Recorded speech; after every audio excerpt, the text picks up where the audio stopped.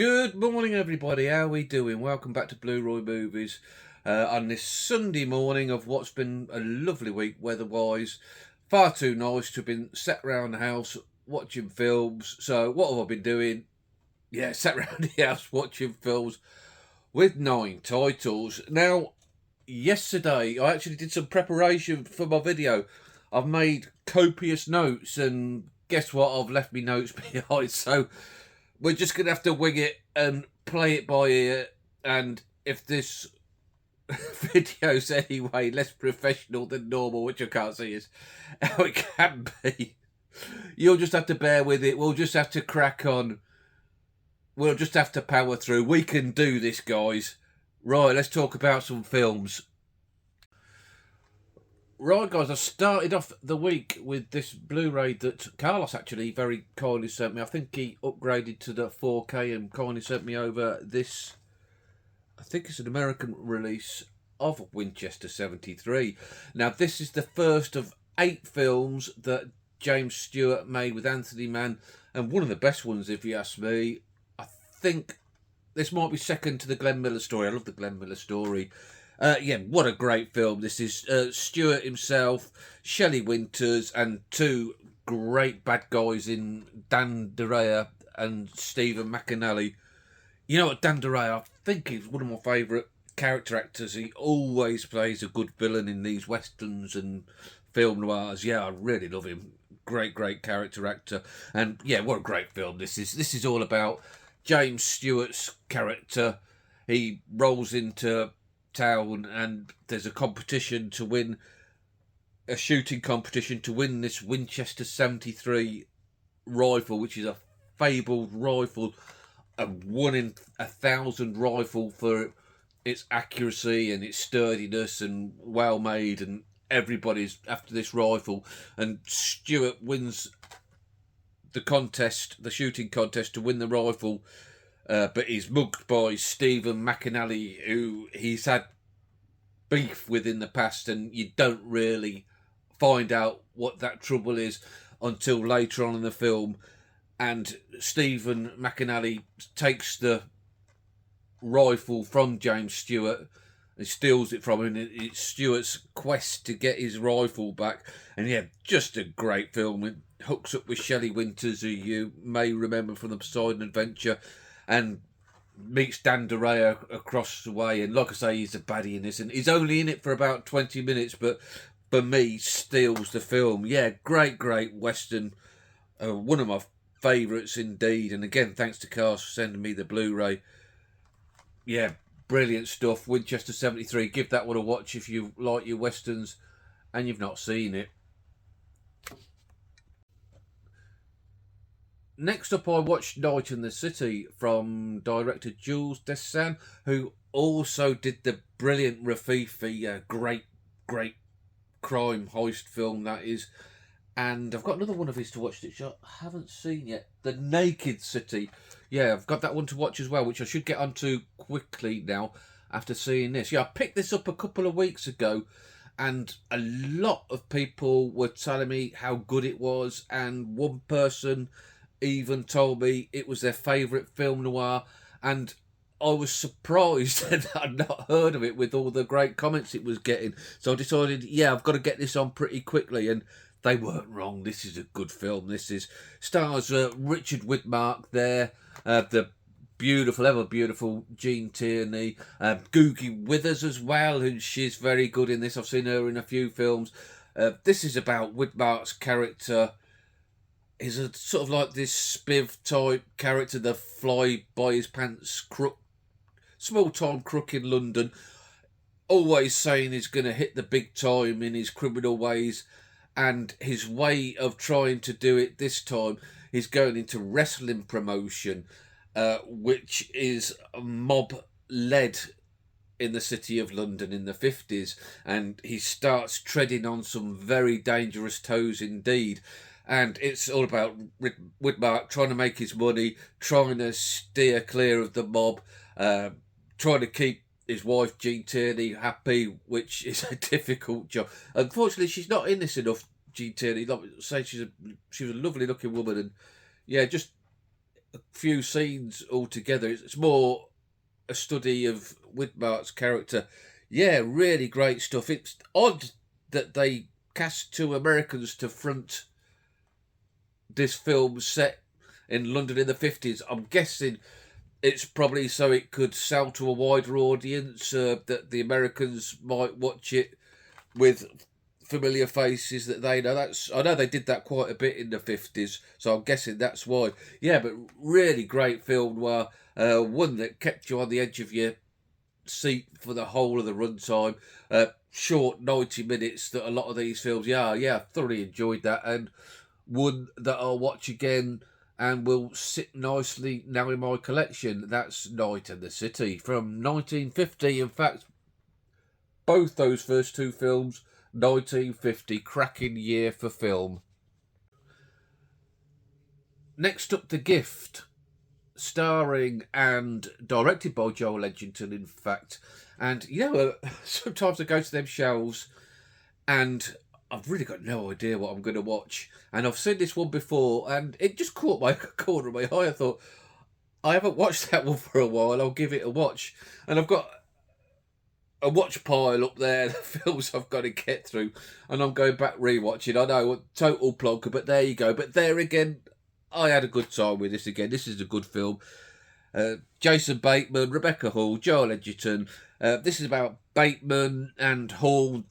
They're a married couple and they move into a new city, San Francisco. I could be making that up, but then move from Chicago, and again I could be making that up. We're definitely, like me notes, like I said, they're all gone. We're flying the pants here today. They move into this new city through Jason Bateman's work, and while they're doing a bit of shopping one day, they come across Joel Edgerton's character, and he turns out that he's an old school friend of Jason Bateman, and he starts to befriend the couple, but it gets a bit creepy as he won't leave them alone, keeps showering them with gifts and things like that, and Bateman and Hall are a bit uncomfortable with it, but the gifts keep coming, and then you find out that Bateman and Edgerton's character, they've had a bit of a past when they were at school where Bateman wasn't that nice to him, and there's more to what Edgerton's doing to sort of try and get his own back on Bateman. Yeah, really good thriller this is. If you haven't seen it, I highly recommend it. If you've seen Ozark, like Bateman's character in this, and this came out a couple of years before Ozark, he very much reminds me of Marty Byrde in Ozark, where this conniving character who's very clever but can manipulate people to sort of get his own way. And if he got the Ozark gig off the back of this film, it wouldn't surprise me at all. Yeah, really good. The only thing about it is the character's not very likeable at all. Apart from, I'd say, Rebecca Hall, like, she's a nice character in this, but yeah, the characters are not very nice people in this. But it's a decent thriller, and another one that I recommend if you haven't seen it, or even if you haven't seen it, to give it another watch. Next up, Mean Creek. Now, I'm in a Facebook, WhatsApp group even, with some of the other movie loons, and there's always recommendations for films flying about on there. And I think it was Jodie. Yeah, I think it was Jodie that recommended this one, and a lot of us hadn't seen this, and everybody scrambled to pick up a DVD copy because I don't think it's out on Blu-ray, and it only cost a couple of quid, so I thought, why not? I'll pull the trigger, and Jodie gave it such a glowing recommendation that I thought I'd get it in the player straight away. And yep, Jodie, this was a great film. Very difficult watching indeed, but a great film. If you can imagine a very dark Stand By Me meets Deliverance, that type of film. I think that might be a way of describing it. Not a star-studded cast at all, but that didn't matter whatsoever. It had one of the Culkin kids in it, not Macaulay, one of his brothers, as sort of the main character. And it was all about, there's this school bully, and they plan to get revenge on him by befriending him and inviting him on like a trip down the river, and where they hatch a plan to get some retribution on him, and things don't go as planned. I think that's as much as I'll say, because it is worth picking up a copy. And yeah, it's quite very, very dark indeed. Some scenes will certainly stick with me. And the character, like the bully character, I can't remember what the kid's name in it. I've not seen him in anything else, I don't think, and I don't think I have since. I kept changing my opinion on him, thinking, yeah, he's a douche, but then, oh, no, hang on a minute, he's got problems, sort of thing. So, yeah, it was good in that respect, that it kept you thinking, kept you emotionally changing all the time. Yeah, really, really good film. And like I say, a couple of quid, pick up the DVD, give it a watch. Yeah, great recommendation, that is, Jodie. Well done. Next up, a first-time watch of Cube, and it's got David Cronenberg on there. I think it's just a quote. Ruthless, beautiful and compelling, which is what David Cronenberg says about this film, which I don't 100% agree. Now, I watched this because I watched one of Marcus's videos, X-File 2708, I think. Have I got that right, Marcus? And he'd watched Cube 3 and enjoyed it, which reminded me that I had this on the shelf unwatched for a long time. I think I got it in a charity shop for 50p somewhere along the line. So I thought I'll stick it in and give it a watch. Yeah, it was all right. It wasn't the best. It started off really well with a couple of really gnarly kills, and I thought, oh yeah, I'm going to get something from this, but it kind of went a bit downhill from there. It kind of dragged a bit. It's these group of people, again, actors that I weren't overly familiar with, who wake up in this big giant cube where you've got to move them around from little square room, and the rooms seem to be booby-trapped, and they have to work out which ones are the booby-trapped and how to get through the booby-traps.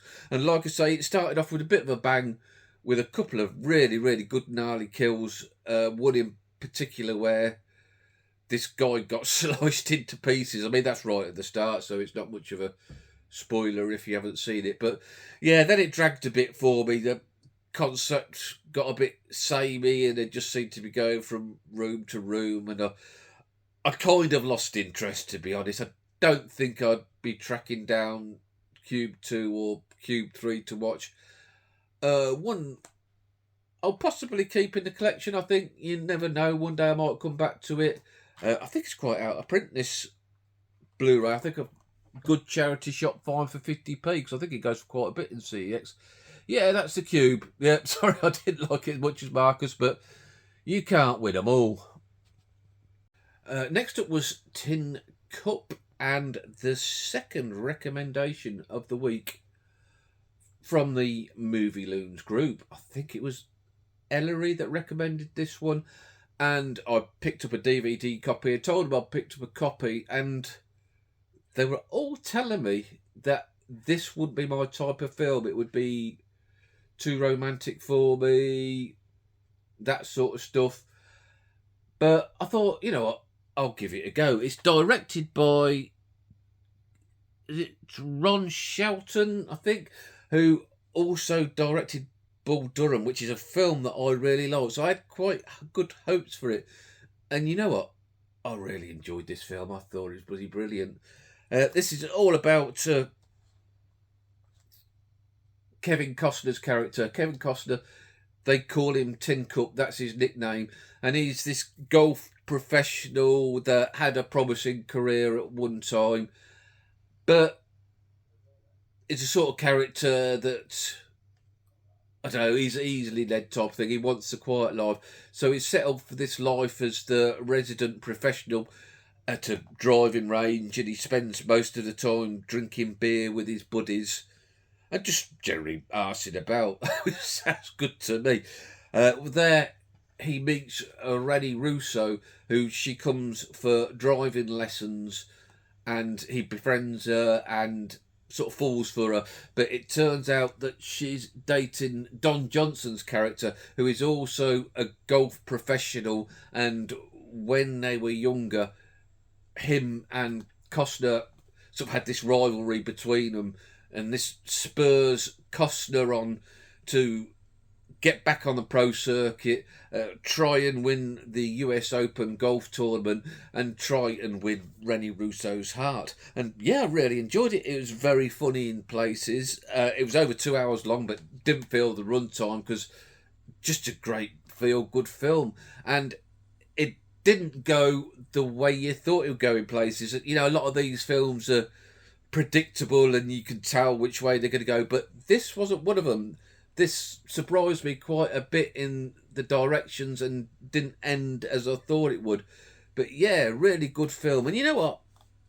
I've watched a few good Kevin Costner films lately, and regular viewers of the channel will know I'm a bit of a detractor of Kevin Costner, but I've got to hold my hand up and say it's been turning it around for me. I think I'm becoming a fan.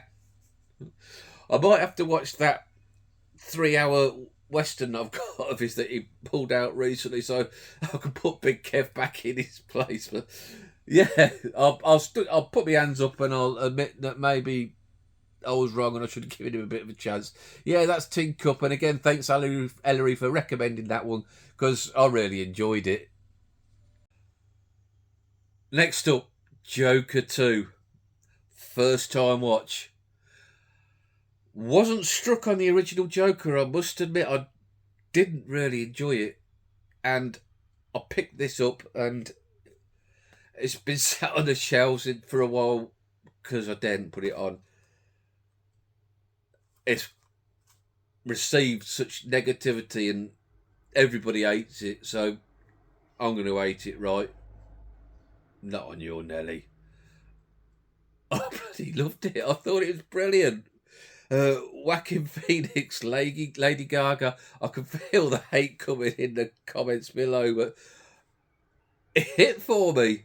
It's the tale of Phoenix's character, the Joker, trying to prove that he's insane, so he's going to court and he's trying to keep away from the death sentence, where he befriends Lady Gaga, who is the makings of Harley Quinn, and yeah, I loved it. Everybody was deriding the songs, but I enjoyed the songs and thought that it fitted in well with the film as sort of like a manifestation of their insanity and issues they've got. I love Brendan Gleeson's character as the overhanded prison guard, the Irish prison guard. Yeah, I thought he was good at it. Yeah, I can't see what everybody's problem is. I can feel the hate coming on in the comments already, but there you go. I like this better than the original one. I'm not going to apologise. I like what I like. But I have only seen the original once, and I think I streamed it, so I've ordered a copy off the back of watching this, and I'm going to give it another watch. I'm going to see maybe I'm wrong about it. Sometimes they do catch you on the wrong day, don't they? But this caught me on the right day, obviously. Yeah, brilliant film, The Joker. Go on, hate away down below, I don't care. Next up, at a first time watch, which might surprise you, Overboard. Goldie Hawn, Kurt Russell, got a lot of fans. I'm not one of them, unfortunately. Yeah, I didn't really enjoy this. I thought it was a bit daft. It'd have been... In real life, they'd have put him in prison for what he's done here.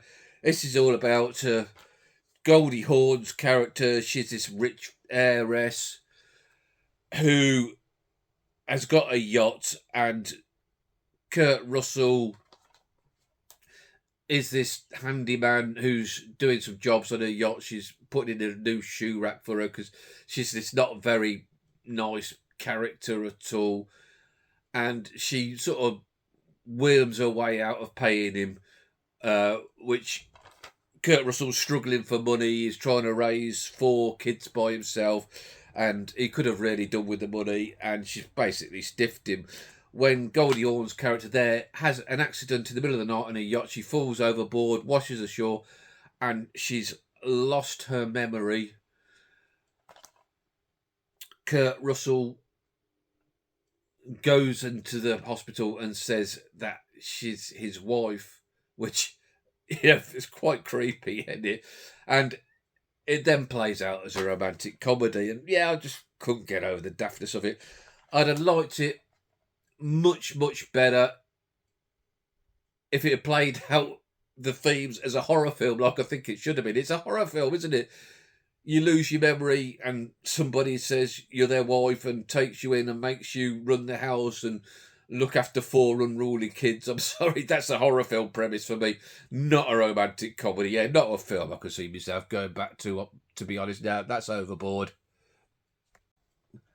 Next up and lastly for the week, and a film I really like, a rewatch of Steven Spielberg's Warhorse. Now, James is taking his wife to the stage show of this, and it just reminded me that I haven't seen it for a long, long time and I enjoy it. So I thought I'd give it a watch, and what a cast it's got. I had them all written down, obviously, but like I say, I've lost my nose. Jeremy Irvin as the main character, Emily Watson, always good, David Thewlis, Peter Mallon, again, he's always good. Then a host of familiar faces, Benedict Cumberbatch, Loki, Tom Hiddleston, guy from Game of Thrones whose name's escaping me, and just one of them films where it's just a host of familiar British faces that you've seen from films and television, which I really enjoy. Yeah, the story of this horse that starts off working on a farm, then ends up being sold to the army in World War One. Ends up fighting on both sides of the English and the Germans, the treacherous bloody horse. And yeah, the story of the horse, and it's just a great film, a great adventure, heartwarming stuff. And I know that's not normally my thing. Actually, looking at the reviews afterwards, like a lot of people not liking this film because it's heartwarming, over sentimental, which is not something I normally like myself, but I do like this one. Yeah, I had a great time with it, and like James said, he's going to see the stage show, and I really can't see how it would like transfer to the stage because it's such an epic film with so many different moving parts to it. I just can't see how it would work on the stage, but apparently it's got great reviews. Yeah, really enjoyed this. Some of the war scenes for me are right up there with Private Ryan. Probably underrated as a war film, this one. Yeah, really, really like that Warhorse. Can't go wrong with Spielberg, can you? So that was it for the week, guys. 9 films, some controversial opinions, I think, but there you go. Had a great week. Give me a thumbs up if you've liked what I've done here today. Maybe think about subscribing. I'm getting close to 800, so just a handful more of you. So if you watch and you don't subscribe, just press a button down below. Do me a solid. Come on, guys. And I'll catch you all next week. I'll catch you in a week. We'll do something in the week. We'll think of something. But there you go. Take care. Have a good rest of your weekend. And I'll see you guys later. Ta-ra.